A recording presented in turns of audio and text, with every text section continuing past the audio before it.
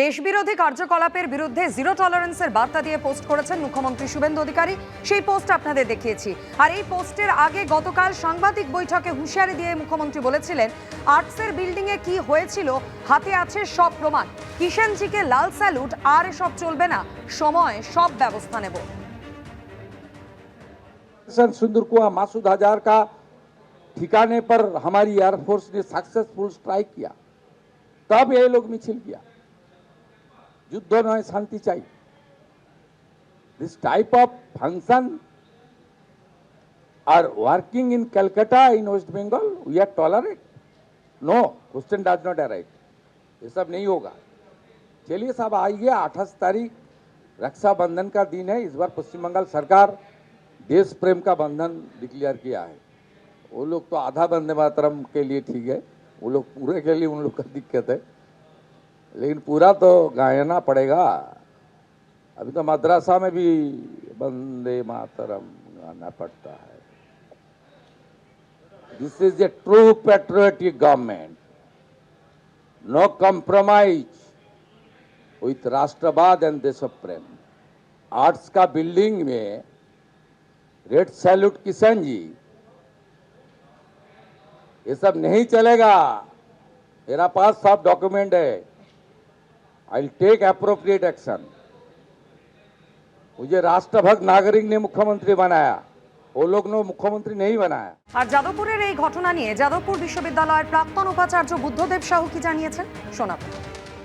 4 নম্বর গেটে সেখানে university main ক্যাম্পাসের ভেতরে টিচাররা থাকেন এবং তার কাজটায় টিচাররা থাকে, মানে বাড়িতে যেমন অভিভাবক থাকলে তার বাড়ির লোকেরা সেফ অনুভব করে, ঠিক তেমনি টিচাররা পাশাপাশি থাকার ফলে সেখানে যে হোস্টেলগুলো করা হয়েছে ছাত্রদের, সেখানে প্রথম বর্ষ মানে যেটা র্যাগিং এবং অ্যান্টি র্যাগিংয়ের ঘটনা তো আপনারা জানেই, কুণ্ডুর ঘটনা।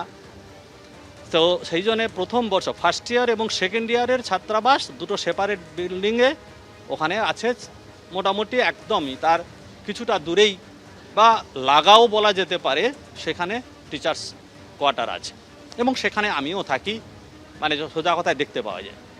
তো সেই জায়গায় যদি একটা ইউনিভার্সিটির ক্যাম্পাসের ভেতরে কোনো একটা জায়গায় ছাত্রছাত্রীদের মধ্যে গণ্ডগোল হয়, আমি যদি খবর পাই তাহলে আমি যাব না?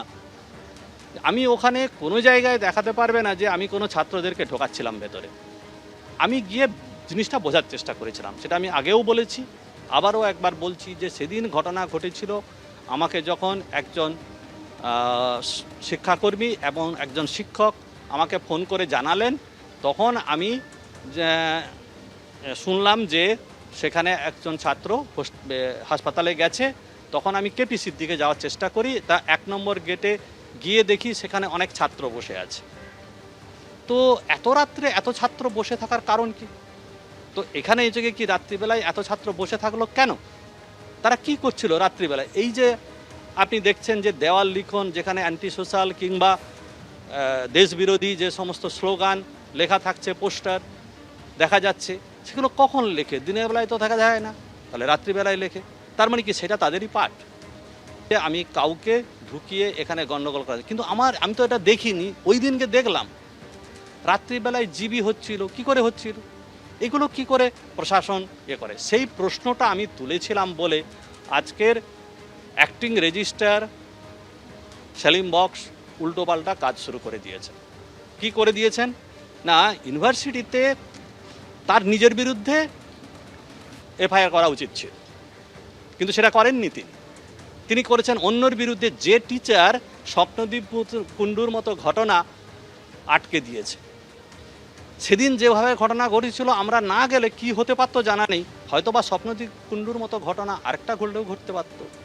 সেটা বোধহয় রেজিস্ট্রার সেলিম বক্সের সহ্য হয়নি, কেননা উনি সেদিন ঘটনার সময় ফোন বন্ধ করে বসেছিলেন, আসেনি তো ঘটনাস্থলে, উল্টে ফোন বন্ধ করে বসে দিয়েছেন, তার দায়িত্বই পালন করেনি।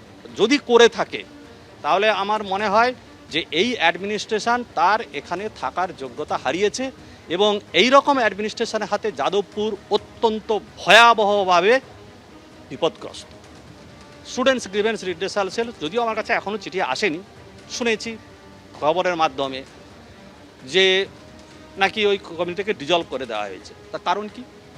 কারণটা আমি বলে রাখি, রিসেন্টলি একটা কমপ্লেন এসেছে ইন্টারন্যাশনাল রিলেশনে, একজন বাইরের ছেলে, সে নাকি যথেষ্ট ভালো লিখেছে অথচ সে চান্স পায়নি ভর্তি হওয়ার জন্য।